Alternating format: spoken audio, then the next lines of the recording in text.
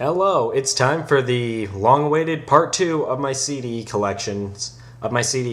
So, I did the last one over a year ago, and between now and then, I've grown my collection quite a bit. So for this, I'm going to be starting off with my video game related CDs. Then I'm going to be moving on to just the regular song CDs, and then I'm going to be going into the movie soundtrack CDs. So, without further ado, let's get started with the video game soundtracks. First one is Sonic Heroes, the Complete Trinity original soundtrack. Now it's no secret I'm not a big fan of Sonic Heroes as the game, but I do love its music. This soundtrack has all the in-game music, including the main theme and the Crush 40 song What I'm Made Of, and it's all pretty good, top-notch stuff. Unlike the adventure games, which had a more heavy rock base to it, this one has a little bit more of an upbeat, kind of pop sound to it, if that would probably be the best description. And I think it works very well. It definitely fits the tone of the game, and it's very fun to listen to. If you can ever find it for a cheap price, I would definitely get it. Next up, we have the soundtrack to Final Fantasy VII. Now, I'm not a big fan of the Final Fantasy games. However, I do love its music, and when I found this for about $30, I just knew I had to get it.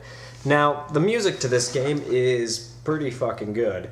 It's mostly orchestral music with some techno, rock, and most people know this soundtrack by its final boss theme, which I think is pretty good, albeit I do think a lot of other tracks, such as some of the other tracks, such as Those Who Fight Harder, as well as most of the character themes, are also just as top-notch.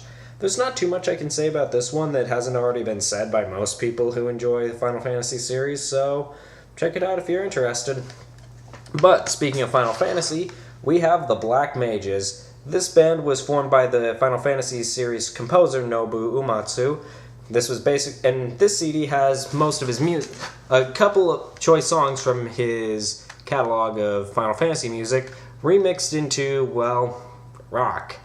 And while most of these songs don't really sound a lot like their video game counterparts, the ones that do, specifically from Final Fantasy VII and VI, they sound top-notch, even better than their original tracks. If you can find this one, I would definitely recommend it.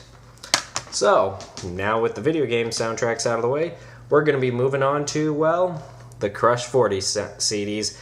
I kind of put these with the regular songs just because, while a lot of them do technically come from a video game, a lot of them can just be categorized as just, regular songs.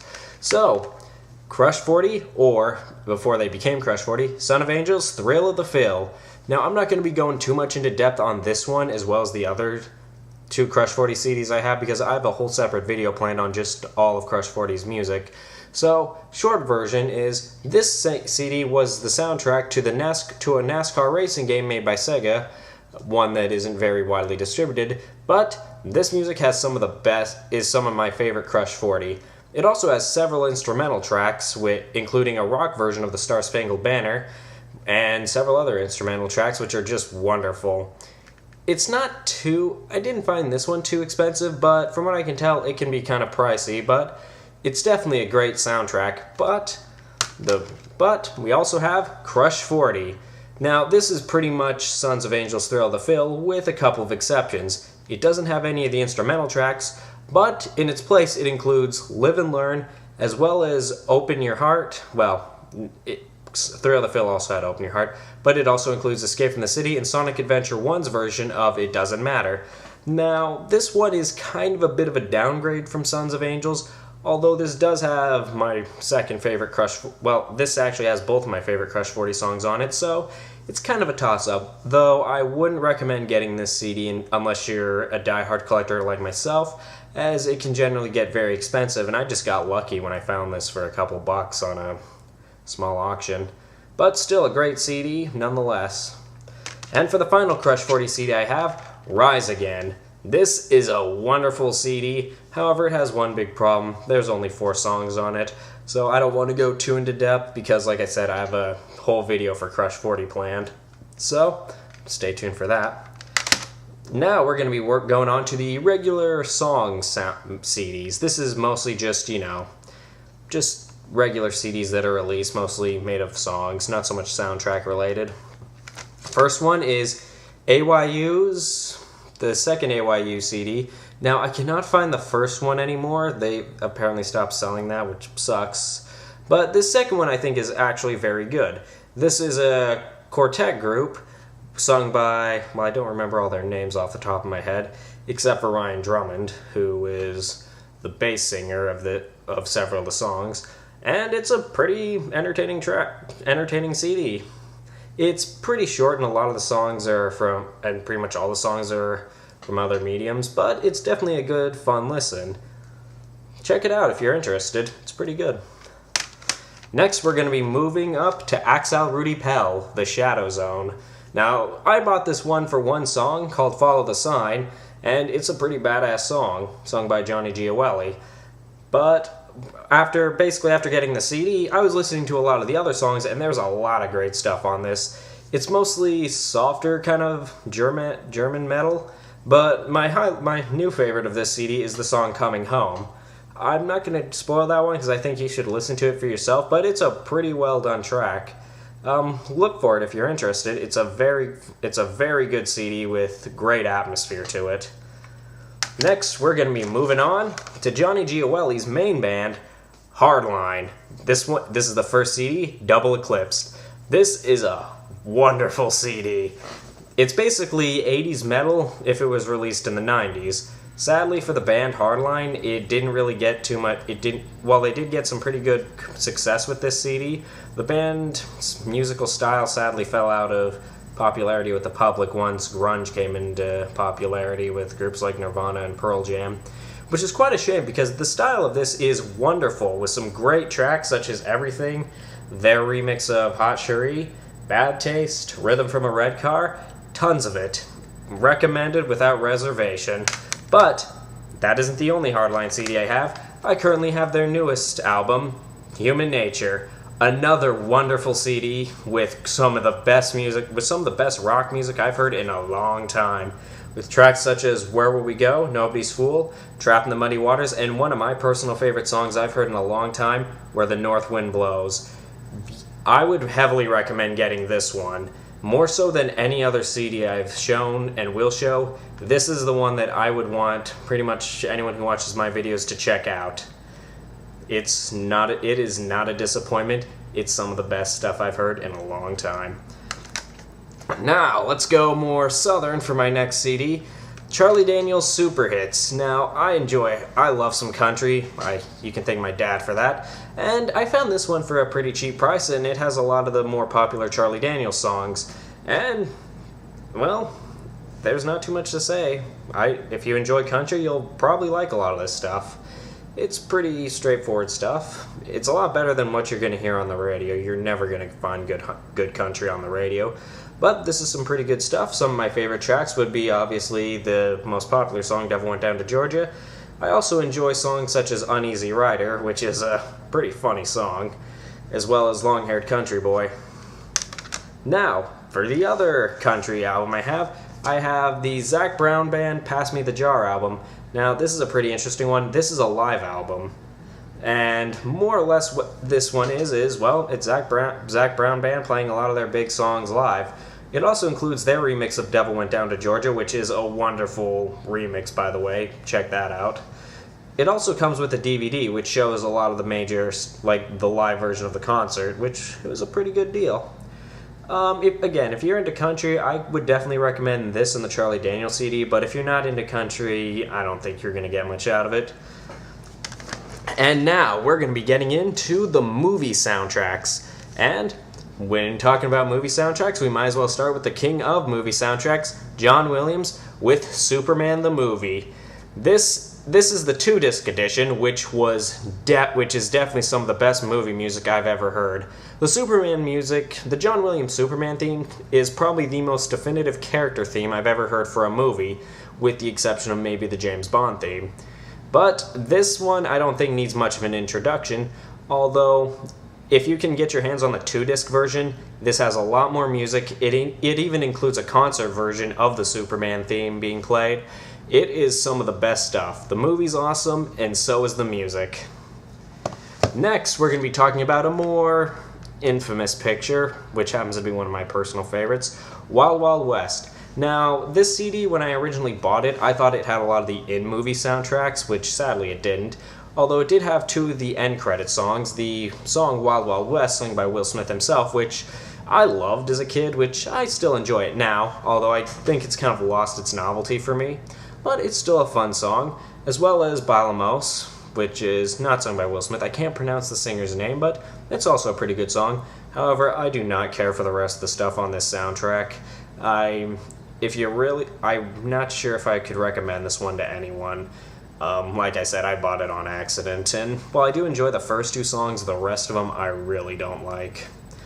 But speaking of Wild Wild West, I did later find that soundtrack I was looking for right here. Now, Wild Wild West is definitely a movie that gets a lot of hate, which I personally love, but one thing I think that most people could probably agree on is that the soundtrack is very good.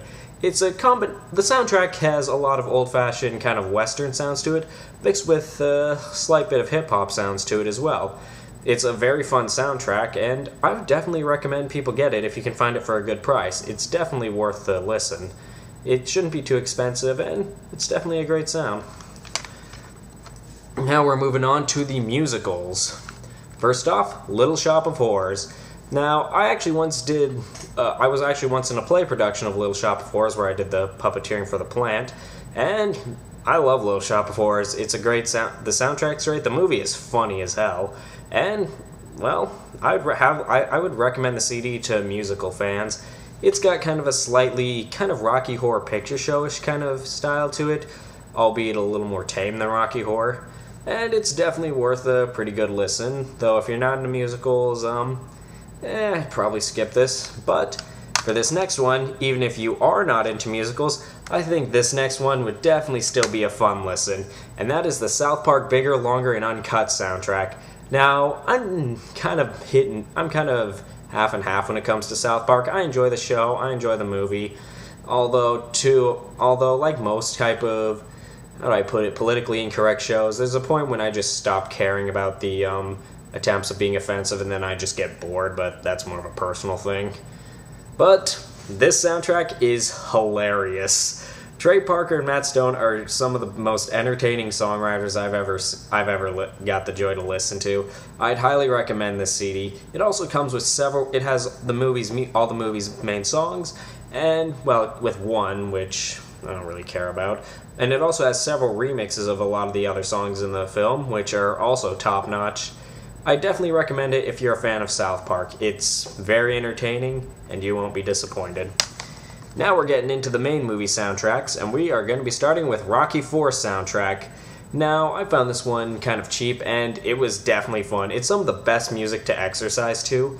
A lot of Rocky IV is definitely different than a lot of the first two Rocky films. It's a lot more, stupid, but in the best way possible. It's energetic, fun to watch, and the soundtrack is pretty much like that. It's very energetic. It's some of the best music to exercise to. Songs such as Hearts on Fire is very great to listen to. I love a lot of the instrumental tracks too, such as the training montage and the track War, which is used in the movie for the final boxing match. It's some of the best stuff, and it's kind of a shame that the composer didn't do too much outside of this, and I think one other movie, which I forgot what it was. But this is definitely a fun soundtrack to get. Now, for major movie soundtracks, we have the Terminator, the original Terminator soundtrack. Now, when it comes to Terminator 1 and 2, I personally prefer the first Terminator in several aspects, including the music. The music for the first Terminator is wonderful. It's setting up a very dark, very almost hopeless atmosphere with some great moments. You got the main Terminator theme, which everyone knows, but I think a lot of the other tracks inside also get pretty sadly overlooked, such as the War soundtrack, basically the future War soundtrack. There's the Escape from the Police Station music, which is wonderful, and some of my favorite stuff, the Tunnel Chase, as well as the Final Battle music. It's some great stuff, and definitely deserves to get a listen. I would highly recommend this if you're a fan of the movies. It is definitely not a disappointment. And speaking of movie soundtracks, we have Blade Runner, the 25th anniversary edition, composed by Vangelis. Blade Runner is a wonderful movie, and I do have a review planned on it. And if anyone knows a great way to get footage from a DVD, could you please let me know in the comments, just as a side note. But the music to Blade Runner is, much like the Terminator, heavily atmospheric, and relies mostly on synthesizers. It does have one vocal song, which also sounds great in its atmosphere. It all pretty much sets up a great futuristic film noir style. Some of the best songs would probably be the end theme, which is a classic, the love theme, which has a great saxophone piece, as well as the track called Rachel Song, which my friend Scully can probably tell you is a wonderful, wonderful track in its atmosphere and tone. Now, I should also mention that several of the music tracks also have bits and pieces of dialogue from the movie, which for some moments I kind of find distracting, such as for the main title, but for other bits, such as the Tears in the Rain, you couldn't separate that monologue from the music. It just goes too well. The two just go together so well. I'd heavily recommend this. This has 3 CDs to it. The first 2 have the movie's music, while the third CD has music that's more inspired by the movie than, well, from the movie. Definitely a great way to celebrate the film's 25th anniversary. But that's not all for Blade Runner. Now, I should mention that Vangelis didn't release the movie soundtrack until much later. Prior to that, there was the New American Orchestra's version of the soundtrack. Now, this basically has 8 of the more memorable tracks from the film being composed through an orchestra. It has the love theme, the main titles, the vocal song called One More Kiss Dear, Memories of Green, the end title music, Blade Runner Blues, Tears in the Rain, and it has a reprise of the end titles.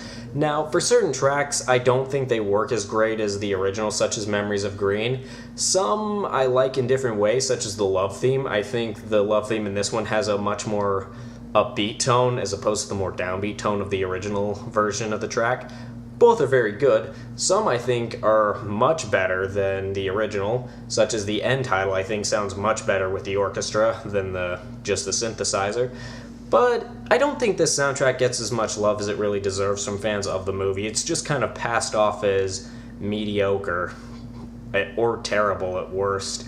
And I don't think this soundtrack deserves it. It's a wonderful sound, and if you can get it, I'd highly recommend giving it a listen. It's wonderful. I'd basically recommend both CDs of Blade Runner to get the full experience. It's wonderful music to a wonderful movie.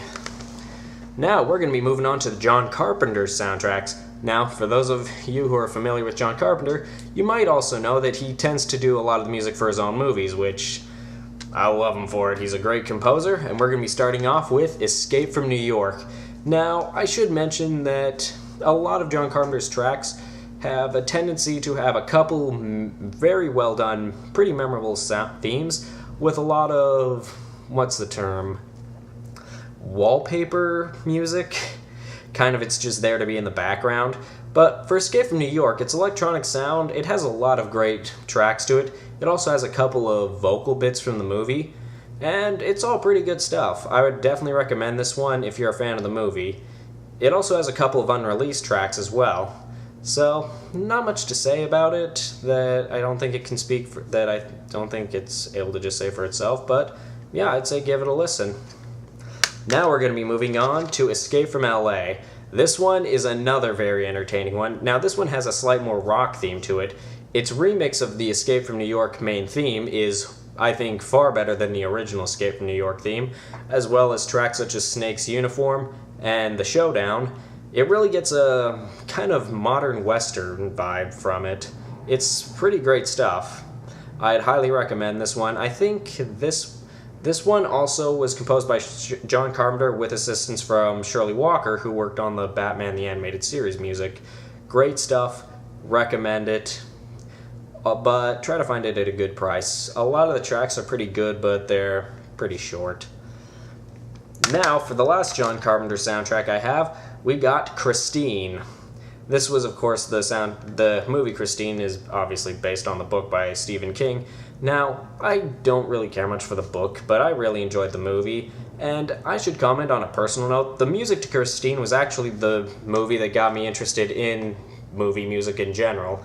It was the first time I really watched a movie and noticed how much I enjoyed the music. And the soundtrack to Christine is pretty good. It has a very soft, it's all synthesized. It kind of has a bit of a downbeat tone to it for a lot of the major themes. But its main theme for Christine is wonderful. It's all pretty short, but it's not too expensive, and I would definitely recommend giving it a listen. Now we move on to Legend. Now, Legend's a great movie, which much like Blade Runner, I have plans to do a review of it.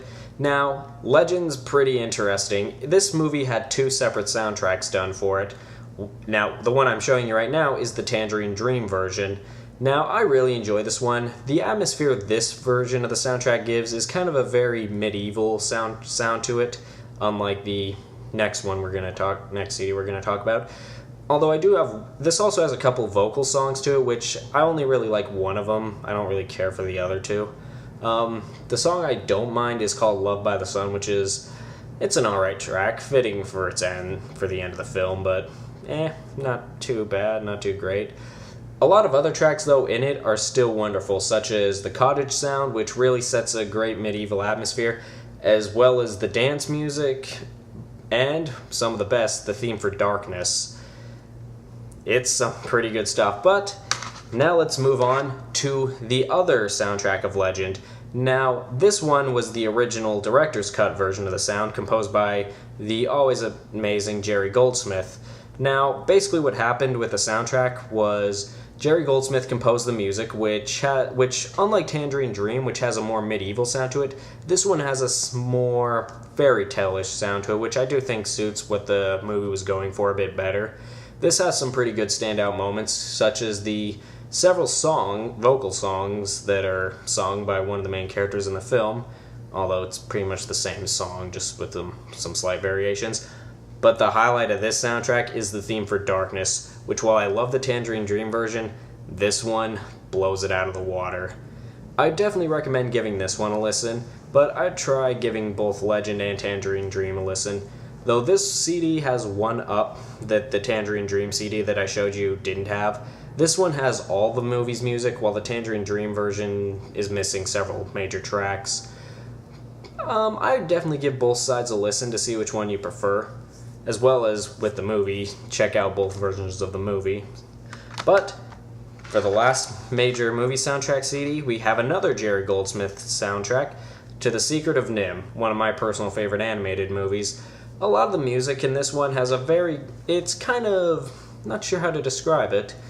It definitely suits its movie very well, and it's definitely a very good, easy listen on its own. Jerry Goldsmith, I think, is very good at creating the film atmospheres that are needed, such as he did with Legend, Secret of NIMH, Alien, The Mummy, and such. He's very good at creating a good atmosphere. That's all for its movies. Now, sometimes it's kind of hit and miss. Certain soundtracks I don't think can be listened to as easily on their own, such as with The Mummy, but I think Secret of NIMH is pretty alright to listen to on its own. It definitely works better, though, as background music, though it does have the vocal song called Flying Dreams, sung in one version by Paul Williams and the other by Sally Stevens. Both of them are pretty good, and if you can find it, I definitely recommend giving it a listen, see what you think of it. And if you like it, I'd say buy the CD. It's a pretty good soundtrack to a very great movie. Now we're going to be moving on to something different. We're going to be moving on to the James Bond soundtracks. And to start off, we got The Living Daylights. Now, Living Daylights is a wonderful Bond movie, which has one of my personal favorite opening titles, The Living Daylights, sung by a-ha. Now, this was the last soundtrack composed by one of the main Bond composers, John Barry, before he died, and he goes out with quite a bang. The orchestral sound is wonderful. It's probably some of the best Bond, in-movie Bond music. Most of the time with the Bond movies, I think that outside of the James Bond theme, a lot of the in-movie music isn't all that great. This is one of the major exceptions. The soundtrack is wonderful. It doesn't have as many great tracks as the other 2 Bond CDs I have, but I do think this one's definitely worth a listen. It's pretty cheap, and I would recommend getting it. Next, we have GoldenEye. This was, now, most people probably remember the GoldenEye music from the games, which is pretty good, and it does faithfully recreate several of the tracks, but the in-movie music, I think, is wonderful. The main title song, sung by Tina Turner, is great, but this one, I think, has a lot of great atmosphere. A lot of it's kind of is pretty synthesized, and you can tell, but it's great at creating atmospheres. Tracks like Ladies First, Run, Shoot, and Jump, The Scale to Hell, and all that is some great stuff. It very much works for a lot of the major action scenes in the movie, as well as also setting up its atmosphere. Some people don't really like this soundtrack, but I'm one of those people that just loves it. It's not my favorite James Bond in-movie soundtrack, though. That will go to this one, For Your Eyes Only. Now, I don't really care much for the main title theme in this one, but the in-movie tracks are some of the best. The car chase music, which has a remix of the Bond theme inside of that, in the middle of it, is wonderful. There's also the track called Submarine, which gives the Bond theme, which much like a lot of the other tracks that include the Bond theme, it's never fully shown on its own. Rather, the Bond theme is mixed into the other tracks, and it's pretty good. The soundtrack has a very disco-ish vibe to it, and it was actually composed by Bill Conte, who did the music for the original Rocky. He gives a very great sound to this, and out of all the Bond movie soundtracks, the ones that have the in-movie music, I would recommend this one to anyone. It's some of the funnest music to listen to, lots of great energy to it, and it's just a wonderful soundtrack. And last but not least, we have The Best of Bond, James Bond. Now, this one includes all the main vocal themes, up to The World Is Not Enough, as well as it includes the main James Bond theme, and it has 2 remixes of the James Bond theme. This one I really love. I love the opening I love just about every opening title theme to the James Bond movies, and it's great to have a CD like this. Now, I don't care that much for the newer stuff, but I'm going to hold back on talking about this one because I don't want to get too much into it. But stay tuned for my next video, where this CD is for the most part going to be the main subject of my next video, the top 10 James Bond themes. See you then.